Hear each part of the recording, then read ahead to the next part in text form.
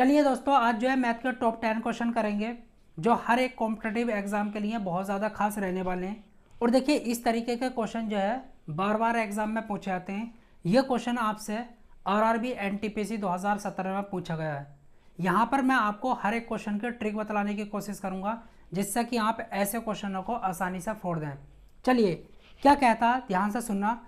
जमा की गई 8,500 की राशि का 3 वर्ष में साधारण ब्याज 2040 है। ब्याज की वार्षिक दर ज्ञात करनी है। बेहतरीन क्वेश्चन, लाजवाब क्वेश्चन। अब यहाँ पर क्वेश्चन को पढ़ेंगे और करेंगे। देखिए, आपको क्या दे रखा है, आपने कितनी राशि जमा करी है, वही हमारा मूलधन होता है जिसको हम प्रिंसिपल कहते हैं। ओके, ये जो है 8,500 रुपये, कितना, 8,500 रुपये। टाइम कितना, 3 साल का। ओके, 3 साल में जो ब्याज मिला है, साधारण ब्याज जिसको सिंपल इंटरेस्ट कहते हैं, देखिए एसआई, वो आपको मिला है 2,040 रुपये। आपसे जो पूछा है वार्षिक दर, मतलब कि रेट, दर पूछिए क्या होगी प्रति वर्ष की। चलिए, एसआई का एक फॉर्मूला होता है सिंपल इंटरेस्ट का, सभी जानते हैं। SI is equal to PRT upon 100। SI की वैल्यू कितनी है, 2040। ओके, बराबर प्रिंसिपल 8,500, रेट निकालना है, टाइम कितना, 3 साल का, और यहाँ पर नीचे क्या लिखेंगे, 100। ओके, 2 जीरो से 2 जीरो चले जाएंगे, 3 से इसको डिवाइड करते हैं। यहाँ पर 3 छंग 18, 3 अट्ठे 24, 0। आर इज इक्वल टू, देखिए 680 डिवाइड में क्या आएगा आपका, 85। 85 अट्ठे 680। आर की वैल्यू कितनी आई, 8%। जो आपका रेट होगा वो 8% का होगा। कौन सा ऑप्शन सही जाता है, ऑप्शन ए आपका बिल्कुल करेक्ट जाता है। तो ऐसे क्वेश्चनों को इस तरीके से फोड़ दिया जाता है। चलिए, अगला क्वेश्चन करते हैं जो आपसे आरआरबी जेई 2019 में पूछा गया है। क्या कहता है, अनुपात 1:8 का प्रतिशत रूप क्या होगा। बहुत आसान है, शानदार क्वेश्चन है, बार बार पूछे जाते हैं। देखिए आपको क्या दे रखा है रेशियो में, 1:8। क्या मैं इसको फ्रैक्शन के रूप में लिख सकता हूँ, 1/8। अब इसको प्रतिशत बनाना है, प्रतिशत बनाने के लिए हमें 100 से गुणा करनी होगी। अब जैसे ही हम 8 से 100 को काटेंगे, देखिए 8 एकम 8, बचा कितना, 2, 8 दूनी 16, बचा कितना, 4, 8 पंजे 40। 1:8 का जो प्रतिशत रूप होगा वो 12.5% होगा। कौन सा ऑप्शन आपका सही जाता है, ऑप्शन देखिए, ऑप्शन आपका बी बिल्कुल करेक्ट जाता है, बी बिल्कुल करेक्ट जाता है। तो ऐसे क्वेश्चनों को इस तरीके से फोड़ा जाता है। बहुत आसान है, बहुत ज़्यादा आसान। चलिए अगला क्वेश्चन करते हैं। देखिए, आरआरबी एनटीपीसी 2021 में पूछा गया है, अलग अलग शिफ्ट में आपसे क्वेश्चन पूछे गए हैं। यदि पहली संख्या का 25% दूसरी संख्या के 50% का 3 गुना है, ठीक है, तो पहली संख्या और दूसरी संख्या का अनुपात क्या होगा। बेहतरीन क्वेश्चन, लाजवाब क्वेश्चन, कैसा करेंगे। पहली संख्या का 25%, पहली संख्या में ए मान लेता हूँ, इसका 25%, इस तरीके से लिख देता हूँ। ओके, 25%। दूसरी संख्या के 50% का 3 गुना है। ओके, ये 3 गुना है, तो इसमें 3 से गुणा नहीं करनी है, इसमें 3 से गुणा करनी है। जिसमें कहता है, जिसको कहता है उसमें मत करना, दूसरे वाले में करना, ठीक है। ये 3 गुना हो गया।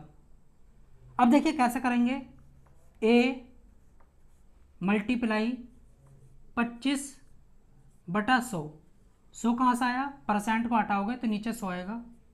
बी गुणा 50%, को हटाओगे नीचे 100 आएगा, और गुणा में 3, 100 से 100 उड़ गया, 25 दूनी 50।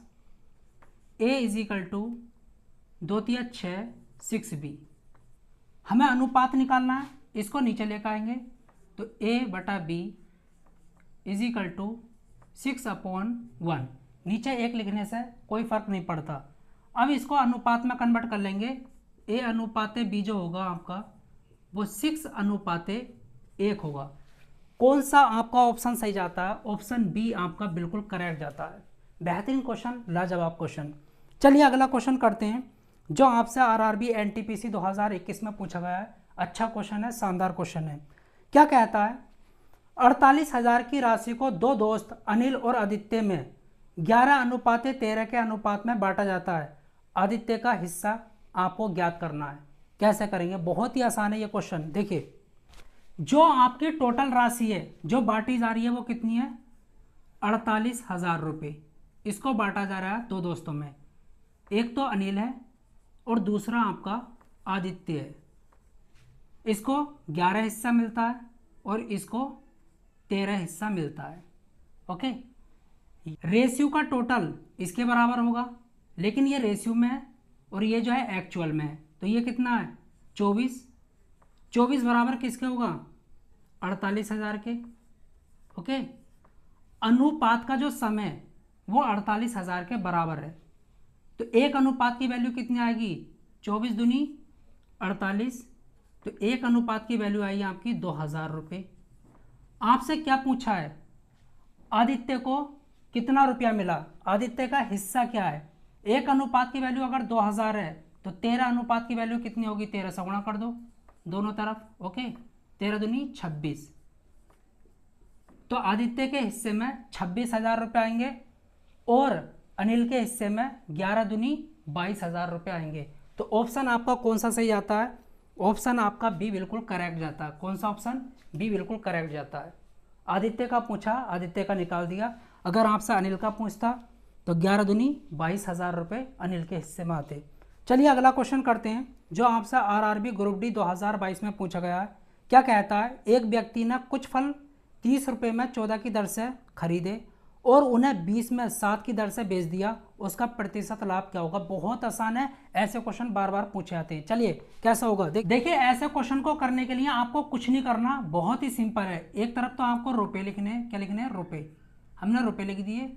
एक तरफ वस्तु लिखनी है। ओके, इस तरीके से। अब यहाँ पर क्या कहता है क्वेश्चन में? 30 में 14 फल खरीदे। 30 में 14, ठीक है, 30 रुपये में 14 फल खरीदे। इस तरीके से लिख लो। इसको कहते हैं कॉस्ट प्राइस। ओके, ये क्या है? CP, क्रय मूल्य। आगे क्या कहता है? उसने 20 रुपये में 7 फल बेच दिए। 20 रुपये में 7 फल बेच दिए। ये क्या है? सेलिंग प्राइस, जिसको कहते हैं विक्रय मूल्य। अब यहाँ पर आपको लाभ प्रतिशत ज्ञात करना है। कैसे करेंगे? 2 तरीके हैं, बहुत आसान है। पहला तरीका तो यह है, जो वस्तु हैं, जो फल हैं, इनकी संख्या बराबर कर लो। यहाँ पर क्या है? 14, तो यहाँ पर 2 से गुणा करो तो यहाँ पर भी 2 से गुणा होगी। ठीक है, कर लिया। यहाँ पर कितने रुपए हैं? 30 में खरीदा और 40 में बेच दिया।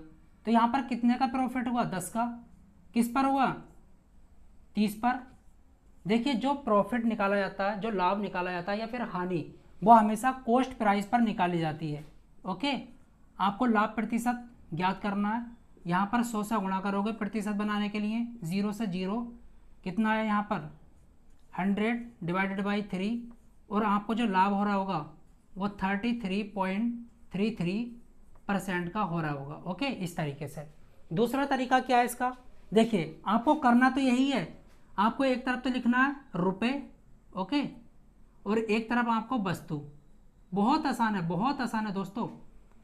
30, ओके, यहाँ पर 14 और यहाँ पर लिखेंगे 20 और यहाँ पर लिखेंगे 7।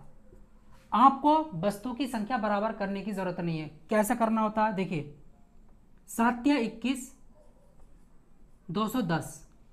आपने कोई चीज 210 में खरीदी, 14 दूनी 28, और उसको 280 रुपये में बेच दिया। हमेशा याद रखना, पहले आपको यहाँ पर गुणा करनी है, फिर यहाँ पर करनी है। तो आपको कितने का फायदा हुआ? 70 रुपये का। कितने का? 70 का। कितने पर?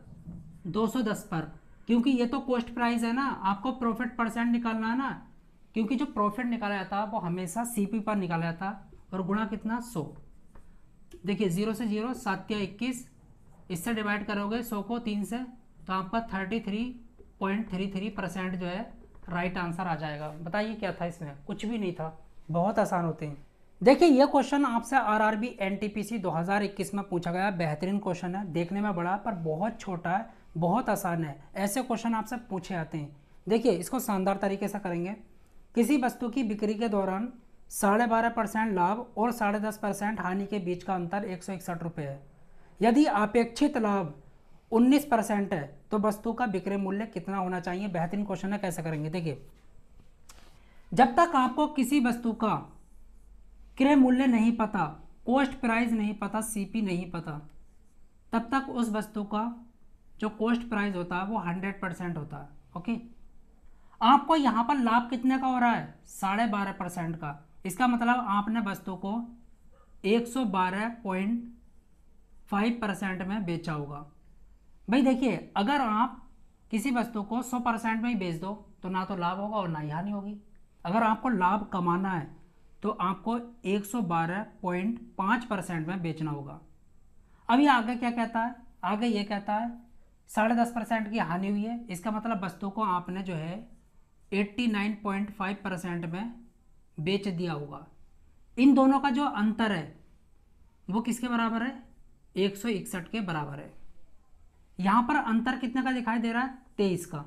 ओके, इसमें से इसको घटाओगे तो 23% बराबर किसके है, 161। 23 से इसको काटेंगे 7 बारी में कटेगा तो 1% की वैल्यू कितनी आई, 7।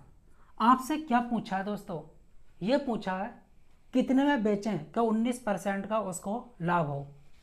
तो 19% का लाभ का मतलब है कि वस्तु को 119% में बेचना चाहिए। तो यहाँ पर जो है 119 से गुणा कर लो, ठीक है। तो ये कितना आएगा, 7 9 63, ओके, 7 6 13 और 8। वस्तु को 833 रुपये में बेचना चाहिए जिससे कि उसको 19% का लाभ होगा। ऑप्शन कौन सा सही जाता है, ऑप्शन देखिए, ऑप्शन देखिए, ऑप्शन ए आपका बिल्कुल करेक्ट जाता है। क्या था इस क्वेश्चन में, कुछ भी नहीं। अगला क्वेश्चन आपसे पूछा है, देखिए बेहतरीन क्वेश्चन है, ऐसे क्वेश्चन भी पूछे आते हैं। आरआरबी एनटीपीसी सीबीटी 2 एग्जाम 18 फरवरी 2017 में पूछा गया क्वेश्चन है।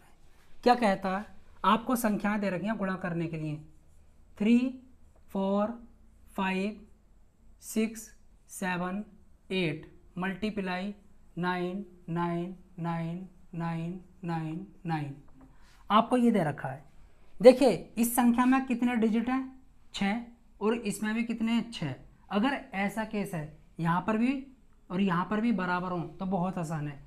इससे पहले मैं आपको कुछ समझा देता हूँ। देखिए अगर आपका 84 है और इसकी गुणा करनी है 9 से, कैसे करेंगे, आपको मल्टीप्लाई करने की ज़रूरत नहीं है। यहाँ से एक नंबर घटाओ, कितना आया, 83। अब क्या करना होगा, 9 में से 8 गया 1, 9 में से 3 गया 6। ये इसका राइट आंसर है। इस तरीके से कर लेते हैं। ओके, अगर ऐसा केस हो, मान कर चलो आपके पास है 4 3 2, ओके, और यहाँ पर आ गया आपका 9 9 9 9। अब क्या करें, देखिए ये तो आपके 4 डिजिट और यहाँ पर कितने 3, तो यहाँ पर आपको एक 0 लेना पड़ेगा। याद रखना हमेशा इस चीज़ को, यहाँ पर और यहाँ पर जो डिजिट होनी चाहिए बराबर होनी चाहिए। अब क्या करेंगे, यहाँ से एक नंबर घटाओ तो हम लिखेंगे 0 4 3 1। अब देखिए 9 में से 0 गया 9 लिखेंगे, 9 में से 4 गया 5, ओके, 9 में से 3 गया 6, 9 में से 2 गया 7। इस तरीके से कर लेते हैं। अब यहाँ पर ये बहुत आसान हो गया, यहाँ से एक नंबर घटाओ, 3 4 5 6 7 7। अब क्या करेंगे, 9 में से 3 गया, कितना बच्चा, 6, 9 में से 4 गया, कितना बच्चा, 5, ओके, 9 में से 5 गया 4, 9 में से 6 गया 3, ओके, 9 में से 7 गया 2, 9 में से 7 गया 2। ये आपका राइट आंसर है। कौन सा ऑप्शन सही जाता है, ऑप्शन आपका देखिए, देख लीजिए, 3 4 5 6 7 7 6 5 654322। ऑप्शन डी आपका बिल्कुल करेक्ट जाता।